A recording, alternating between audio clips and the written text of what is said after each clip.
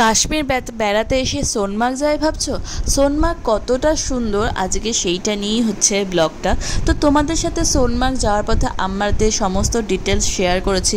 তো তোমাদের যদি ব্লগটা ভালো লাগে থাকে like comment share and subscribe করতে ভুলো না, আর পুরো ব্লগটা স্কিপ না করে দেখো। Good morning. আজকে যাচ্ছি দাঁড়া ডে 4 অফ শ্রীনগর। আজকেও বৃষ্টি হচ্ছে। আজকে আমাদের লাস্ট ঘুরতে যাওয়া বলতে পারো শ্রীনগর। কালকে লোকাল সাইট সিন আছে।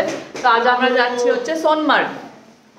আর বৃষ্টি এখানে কন্টিনিউয়াস হয়েই যাচ্ছে এই দুদিন ধরে, লাস্ট দুদিন ধরে। মানে ট্রিপটার এন্ডে গিয়ে আর ভালো হলো না। তো এতদিন খুব ভালো ঘোরার পর লাস্ট মোমেন্টে গিয়ে এমন বৃষ্টি শুরু হলো, তো কোনো ভালো ড্রেসপত্রও করতে পারছি না। তো ভীষণ বৃষ্টি। কালকে দুধ পাতে ঠিকঠাকই দেখেছি, আর বৃষ্টির সৌন্দর্যটা খুব ভালোও লেগেছে। কিন্তু সোনমার্গে রোদ না ওঠা ঠিক ভালো লাগে না। তো কি করবো, মনে দুঃখ নেই, যেতে হচ্ছে, কিছু তো করার নেই। আর কখন পাহাড়ে বৃষ্টি কখন কি আসবে সেটা তো বলা যায় না কার ভাগে। কিন্তু মানে বেশিরভাগ লোকেরই প্রচন্ড মন খারাপ, মানে যারা যারা ঘুরছে। মানে আমরা তো অ্যাটলিস্ট অনেক কিছু ঘুরেছি, অনেকে আছে এসেছে কিছুই দেখতে পাচ্ছে না, টিউলিপ কিছুই দেখতে পাচ্ছে না। তো সত্যি খুব দুঃখ লাগে এত টাকা দিয়ে যখন খরচ করে মানুষ আসে। তো কি আর করা, তো চলো যাই। সোনমার্গ কেমন দিয়েছে তোমাদেরও দেখা, আর বৃষ্টিতে কেমন কাটতেছি আমরা, চলো। তো আর কি, বৃষ্টি মাথায় নিয়েই চললাম সোনমার্গ দেখার উদ্দেশ্যে। আর ভগবানের কাছে প্রে করতে করতে যেন বৃষ্টিটা একটু কম হয়, একটু ভালোভাবে সুন্দরভাবে ঘুরে আসতে পারি। তো এখানে যেতে যেতে আমরা রাস্তায় একটু দাঁড়ালাম, চাটা খাবো। আর এই যে এটা হচ্ছে ওয়াশরুমের দিকটা। ওয়াশরুমও কত সুন্দর, ওয়াশরুম করতে এসেছি। পেছনের ভিউটা দেখছি এত সুন্দর ছিল। এখন পুরো মেঘ আসলো, একটু আগে মেঘ ছিল না। আর এখানে এত বৃষ্টি হচ্ছে, জলগুলো দেখো সব ঘোলা হয়ে গেছে, ঘোলা। দেখো, আর এইখানটা পুরো বরফের পাহাড়। খুবই সুন্দর একটা দৃশ্য ছিল দেখতে পাচ্ছি। আর সোনমার্গ যাওয়ার রাস্তাটা না ভয়ঙ্কর সুন্দর। এবার ভয়ঙ্কর সুন্দর কেন বলছি, যেমন সুন্দর তার সাথে প্রতি পদে পদে রিস্ক, মানে বিভিন্ন টাইপের রিস্ক আছে। আর রাস্তাগুলো সরু, অতটা ভালো না। কাশ্মীরে এতদিন অবধি যতগুলো ঘুরেছি তার মধ্যে সব থেকে খারাপ দেখলাম সোনমার্গেরই রাস্তাটা। আর এখানে না পদে পদে বিপদ। তো আস্তে আস্তে তোমরাও দেখতে পারবে কেমন কি বিপদের কি আছে সেটাই। আর এই যে এই রাস্তাটাই কিন্তু লে যায় বা কার্গিল যায়। এখানে দেখতেই পাচ্ছ কতটা লে কতটা কার্গিল সেটা লেখা আছে কিলোমিটারটা। আর এই রাস্তা ধরে আমরা এখন যাচ্ছি সোনমার্গ। আর সোনমার্গ যাচ্ছি যখন, তখন তোমাদের সাথে সবকিছু শেয়ার করবো না সেটা তো হয় না। तो अब लद्दाख बंद नहीं रहेगा। अच्छा, जोजिला टनल की वजह से अब ये बंद नहीं रहेगा। अब तो खुला, पूरा साल भर खुला रहता है। साल भर अब खुला रहेगा। जब जोजिला टनल खुल जाएगी, अच्छा, वो पूरा करगिल जाएगी। अच्छा, क्योंकि यहाँ जो एक पहाड़ी है उसको हैंग बोलते हैं। अच्छा, हैंग, उसको 12 महीने न धूप ही नहीं पड़ती है वहाँ पे। अच्छा, इसी वजह से वहाँ जो बर्फ गिरती है वो एक ग्लेशियर बन जाता है। अच्छा, ग्लेशियर एक मतलब फिर वहाँ फिसलन रहती है, गाड़ियाँ चल नहीं पा रही है, रोड क्लोज रहता है। इसी वजह से लद्दाख रोड, सोनमर्ग रोड बंद हो जाता है। तो जोजिला टनल कहाँ से कहाँ तक बाईपास करेगा? वो यहाँ से आगे से जोजिला टनल आएगी, अभी आधा किलोमीटर के बाद वो आपको देखने को सीधा कारगिल लेके चला जाएगा। वो सीधा कारगिल, सीधा पहाड़ को छेद करके कारगिल पहुंच जाएगी। ये उसका कंस्ट्रक्शन चल रहा है ऊपर में। अगर आप আর রাস্তা দিয়ে যাচ্ছিলাম আর সাব্বিরদা আমাদের সব কিছু বলছিল।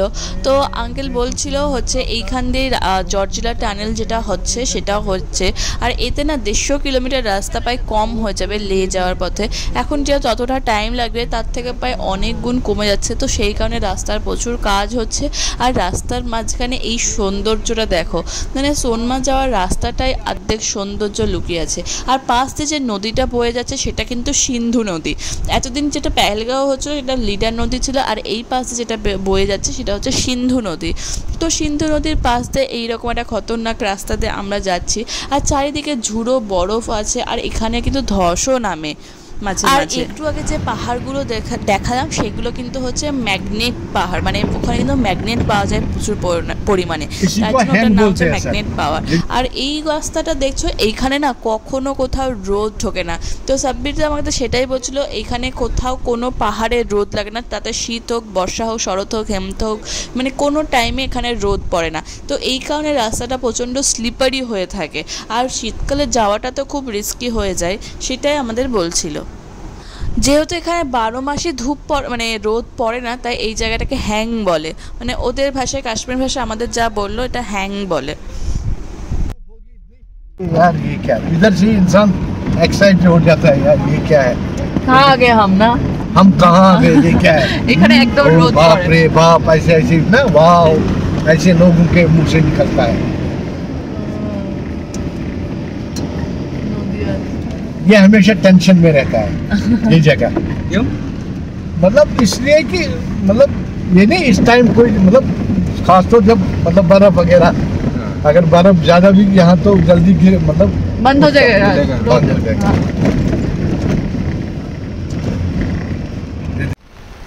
তো এইটা হচ্ছে এমন একটা পাহাড় যার পাহাড়ে কোনো দিন রোদ পড়ে না।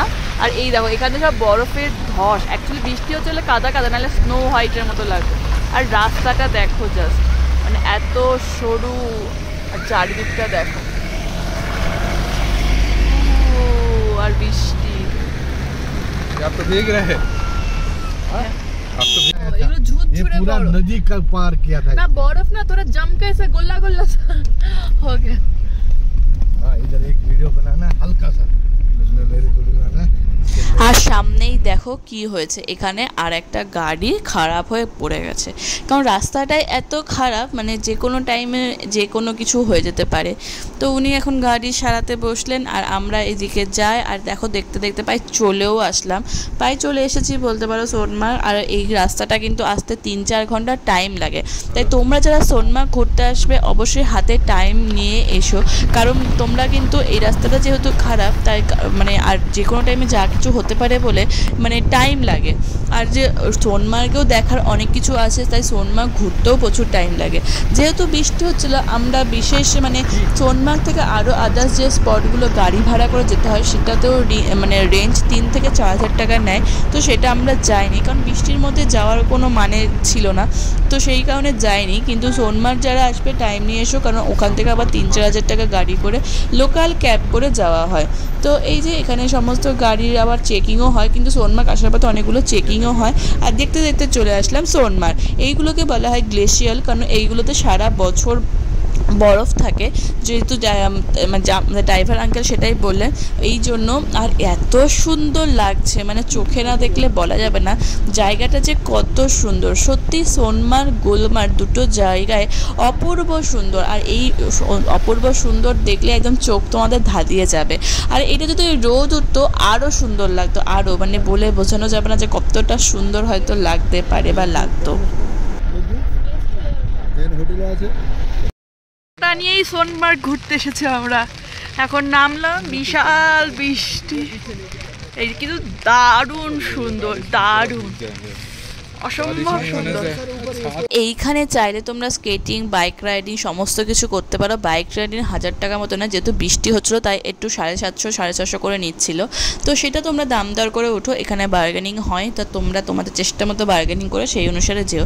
আমার যেহেতু স্পাইনাল কার্ডের সমস্যা আছে তাই জন্য আমি বাইক ড্রাইভিং ওইগুলো করিনি, তো তোমরা চাইলে করতেই পারো। আর আমরা ভেবেছিলাম বরফে এমনি এনজয় করবো, আর বরফ কিন্তু খুব স্লিপারি, এখানে কিন্তু তোমরা অবশ্যই জুতো নিও। আমরা জুতো নিইনি বৃষ্টি পড়ছিলো বলে, কিন্তু তারপরে ভাবলাম জুতোটা নেওয়াই ভালো, বুদ্ধিমানের কাজ হতো। দুজনে এখন শুধু মজা আর মজা, করে রেখে এসেছি ঘরে, চারিদিকে শুধু বরফ। মানে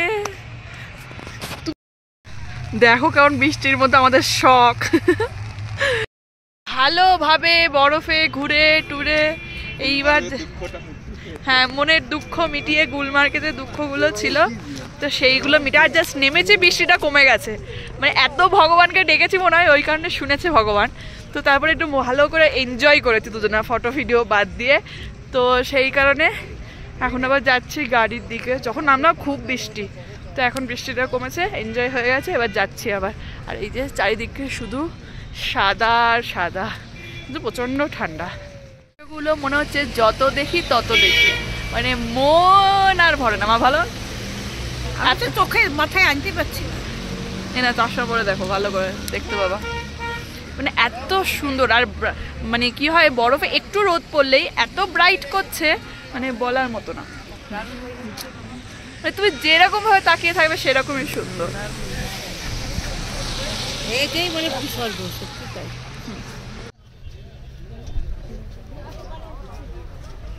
দারুণ। গেল ওদিকে ম্যাগি আনতে, খুব খিদে পেয়েছে। আর তো এখন হচ্ছে বিদায় নেওয়ার পালা। তো সোনমার্গে টাটা বাই বাই করে এখন আবার আমরা যাচ্ছি শ্রীনগর। তো এটাই ছিল আমাদের কাশ্মীর ঘোরার লাস্ট ডে, মানে দূরের। কালকে লোকাল সাইট সিন করে কালকেই আমাদের ফ্লাইট, তারপর আমরা চলে যাব। তো যখনই বাড়ি যাওয়ার কথা ভাবছি তখনই মনে হচ্ছে সেই পচা গরমে আবার গিয়ে থাকতে হবে। এতদিন এত ঠান্ডায় ছিলাম, যেটা খুব ভালো লাগছিল। আর এখন তো কলকাতায় মানে প্রচুর গরম, মানে প্রচুর গরম।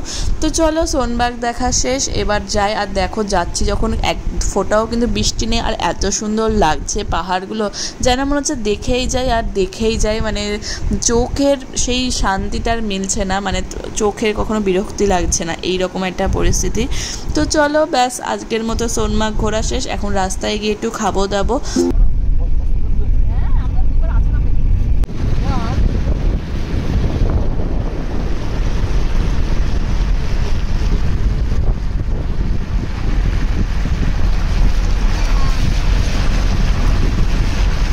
কোথা থেকে যে 4টে বেজে গেছে বুঝতেই পারিনি, 4:30-এর উপরে এখন এসছে একটু খেতে। তো ম্যাগি অর্ডার করেছি, পেছনে টিউলিপ গার্ডেন, হ্যাঁ টিউলিপ গার্ডেন দেখে না, আর একটু টোস্ট ফোস্ট অর্ডার করেছি, দেখে আর কি কি খাই। আর পুকু তো বসে পড়েছে খেতে, একেবারে ঠান্ডাও প্রচন্ড, মানে জুতোগুলো আমাদের যে কি হাল কি বলবো, সব ভিজে গেছে ভিডিও আর ইয়ে করতে, ফটো তুলতে গিয়ে। হ্যাঁ মানে আমরা বুট নিইনি, তো বুটটা নিতে হতো, বুটটা নিয়ে বলে পুরো জুতো ভিজে গেছে। এখন শুকিয়ে কালকে আবার যাওয়া, আমাদের কি করে যে যাবো সেটাই এখন চিন্তা।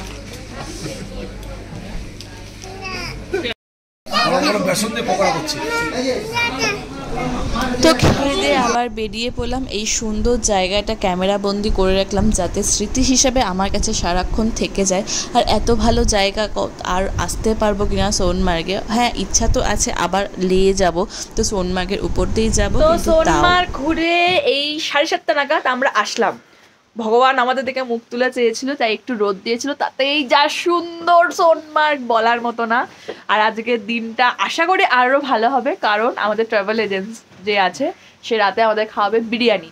তো বিরিয়ানি খেয়ে আজ ব্লগটা এন্ড করবো। আর এখন এই প্রচণ্ড বৃষ্টি হচ্ছে, প্রচণ্ড, মানে আমরা জাস্ট গেছে বৃষ্টি, এসেছে বৃষ্টি, আর মাঝের যে ঘোরার টাইমটু সেইটুকুনি মানে ভালো ছিল, একটু হালকা হালকা রোদও উঠেছিল, তাতেই এত সুন্দর লাগছে, মানে মাঝ রাস্তা থেকে ঝমঝমিয়ে বৃষ্টি, তা সেটারও সৌন্দর্য উপভোগ করতে করতে চলে আসলাম। ব্যাস আর কি, বিরিয়ানিতে ব্লগটা শেষ করে এখন শেষ করছি না। তো চলো টাটা বাই বাই এখনকার মতো। কাল বেরিয়ে যাব, তাই গোছগাছ পর্ব চলছে, মারাত্মক একই টাফ জিনিস। আর কালকে আমাদের যেহেতু প্লেনে যাওয়া, তো একটা ওজনেরও ব্যাপার আছে, তো জন্য প্র্যাকটিস করে গোছাতে হচ্ছে। চাপ একটা, ওটা রাখ। তো এখন আমাদের বিরিয়ানি রেডি হয়ে গেছে, তো যাই খেয়ে আসি, দেবে বাকিটা এসে করো। চলো গো আসো,